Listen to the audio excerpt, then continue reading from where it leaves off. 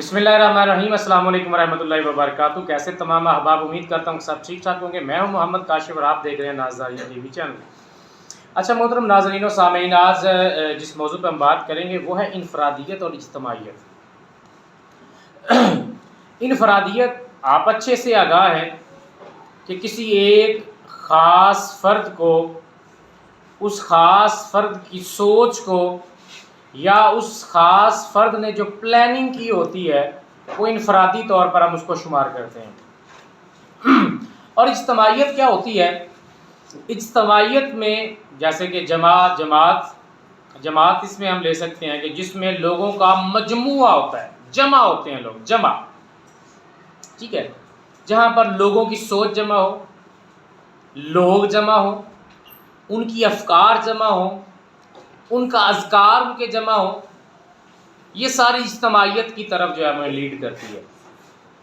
کبھی کبھی انفرادیت جو ہے وہ اجتماعیت پہ غالب آ جاتی ہے، اور کبھی کبھی ایسا ہوتا ہے کہ اجتماعیت جو ہے وہ انفرادیت پر غالب آ جاتی ہے۔ کبھی کبھی کسی فرد واحد کو اجتماع کی ضرورت پڑ جاتی ہے، اور اجتماع کے بغیر فرد واحد کا کوئی معاملہ حل نہیں ہوتا ہے۔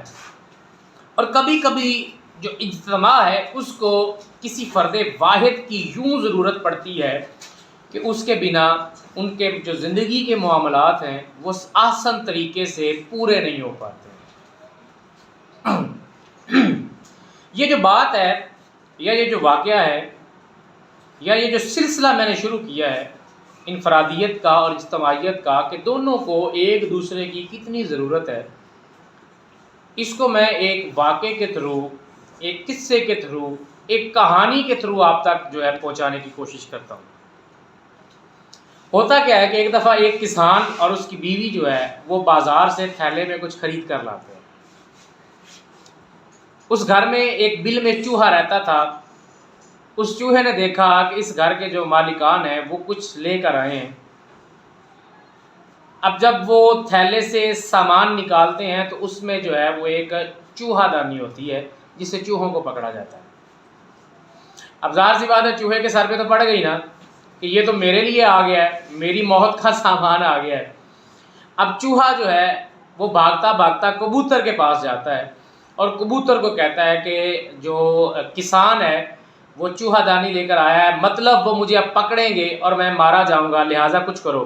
کبوتر نے سمپل سا ہنس کے جواب دیا، اس نے کہا بھائی میں نے کون سا اس میں پھنسنا ہے، میرا یہ کوئی کام نہیں ہے، یہ آپ کا اپنا مسئلہ ہے، آپ اپنا مسئلہ جانو، میری یہ کوئی پرابلم نہیں ہے۔ خیر وہ بیچارہ چلتا چلتا مرغ کے پاس پہنچا۔ مرغ سے وہ کہتا ہے کہ جناب یہ جو مالکان ہیں وہ لے کر آ گئے ہیں چوہا دانی، تو اب اس میں میری تو موت ہے، میں کیا کروں، میری کوئی مدد کریں۔ مرغ کہتا ہے بھائی مجھے نہیں پتا، یہ تمہارا مسئلہ ہے، میں بھی کون سا اس میں پھنس کے مر جانا ہے، تو لہذا یہ تمہاری ٹینشن ہے، میرا اس سے کوئی سروکار نہیں ہے۔ خیر بیچارہ پریشان ہوتا ہوا پریشانی کے عالم میں جو ہے وہ بکرے کے پاس چلا جاتا ہے، کہتا بکرا میاں میرے ساتھ یہ مسئلہ آ گیا ہے، کسان جو ہے وہ چوہا دانی لے کر آ گئے ہیں، اور اگر وہ چوہا دانی لے کر آتا ہے تو میں اس میں پھنس جاؤں گا اور میری تو موت ہو جائے گی، میں کیا کر سکتا ہوں؟ ٹھیک ہے، تو اب اس کو کیا کہا جاتا ہے؟ تمام اطراف سے اس کو جواب مل گیا، جو کبوتر ہے اس نے بھی جواب دے دیا، مرغ نے بھی جواب دے دیا، بکرے نے بھی جواب دے دیا۔ اب ایسا ہوتا ہے رات ہو جاتی ہے۔ رات کو کیا واقعہ ہوتا ہے کہ رات کو اچانک وہ جو چوہا دانی ہوتی ہے اس سے ایک زور سے آواز آتی ہے۔ اچھا جب زور سے آواز آتی ہے، جب کسان اس میں جا کے دیکھتا ہے، اندھیرا ہوتا ہے چونکہ اس میں ایک سانپ پھنس چکا ہوتا ہے جو کہ زہریلا ہوتا ہے۔ اب اس کے سانپ کے پھنسنے کی وجہ سے چونکہ اندھیرا بھی تھا، سانپ بھی پھنس گیا، جو اس کی بیوی ہے کسان کی وہ چوہے دانی کے پاس جاتی ہے، جیسے ہی وہ اس میں ہاتھ ڈالتی ہے تو سانپ چونکہ زہریلا تھا اس نے ڈنگ مار لیا۔ اب ڈنگ مار لیا اوبویسلی جسم میں زہر پھیل گئی، زہر پھیلی، حکیم کے پاس گئے، حکیم نے جو کہا کہ اس کو جو ہے نا کبوتر کا سوپ پلایا جائے۔ ٹھیک ہے، اب کبوتر کا سوپ پلایا جا رہا ہے اس کو، مطلب ایک تو بلا گئی نا، جس نے انکار کیا تھا چوہے کی ہیلپ کرنے کے لیے، اس کی مدد کرنے کے لیے، اس کا مذاق بنایا، اب وہ تو پھنس گیا۔ گیا. جب مزید طبیعت بگڑی تو ظاہر سی بات ہے پھر اس کو کہا گیا کہ مرغ کی یخنی پی جائے. ٹھیک ہے, اب مرغ کی یخنی جو ہے اس کو پیا گیا. اچھا, اب مرغ بھی گیا, اس نے مذاق بنایا, مرغ بھی چلا گیا. اب آخر میں بچتا ہے بکرا. اسی زہر کی وجہ سے جو عورت ہے اس کی موت ہو جاتی ہے.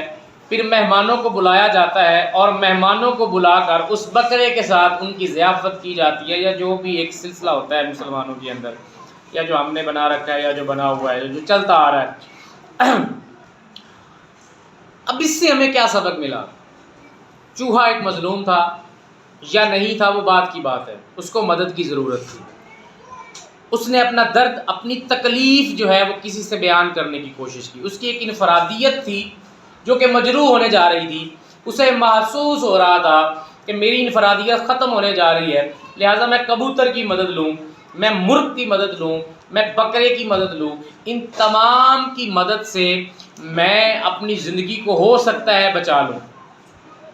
ٹھیک ہے, اب دیکھیں ایک فرضی کہانی, ایک فرضی قصہ ہے. اس سے ہمیں کیا سبق ملتا ہے کہ اگر کسی کو مشکل کے اندر ہم اس کی مدد کرتے ہیں, انفرادی شخصیت کی اگر اچھا یہ بھی ایک بات ذہن میں رکھیے گا, انفرادیت پلس انفرادیت از ایکول ٹو اجتماعیت.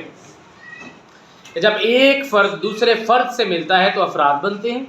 جب افراد کے ساتھ فرد کی طاقت ملتی ہے تو انفرادی سوچ اور قوت بنتی ہے, اور یہی انفرادیت کہلاتی ہے. اور جب یہ انفرادیت مجروح ہوتی ہے تو کبھی بھی یہ اجتماعیت تک نہیں پہنچ پاتی ہے. اب چوہا دیکھیں وہ انفرادی تھا, لیکن انفرادی طور پر وہ کیا ہوا, سرخرو ہو گیا. کہانی کے طور پہ سمجھانے کی کوشش کر رہا ہوں. اب اگر اس کو اجتماعیت کی مدد مل جاتی, ہو سکتا تھا, ظاہر سی بات ہے یہ فرضی کہانی ہے لیکن سمجھانے کی کوشش کر رہا ہوں انفرادیت اور اجتماعیت کو, کہ اگر اس کی انفرادی طور پر مدد کی جاتی تو اجتماعی افراد میں نہ تو وہ کسان کی بیوی مرتی, نہ کبوتر کا قتل عام ہوتا, نہ مرغ کی یخنی پی جاتی, اور نہ ہی بکرے کو جو ہے وہ لوگوں کی ضیافت میں اڑایا جاتا. لہٰذا کبھی بھی جب کسی کو مدد کی ضرورت پڑتی ہے اس کی مدد کیجیے, انفرادی قوت کو فروغ دیجیے تاکہ انفرادیت بنتی آخرکار اجتماعیت تک پہنچ جائے. انشاءاللہ ملتے ہیں پھر اسی طرح کی کسی ویڈیو کے ساتھ. دعاؤں میں یاد رکھیے گا, دل چاہے تو چینل کو سبسکرائب, ویڈیو کو لائک اور شیئر کر دیجیے گا. اپنا خیال رکھیے گا. السلام علیکم.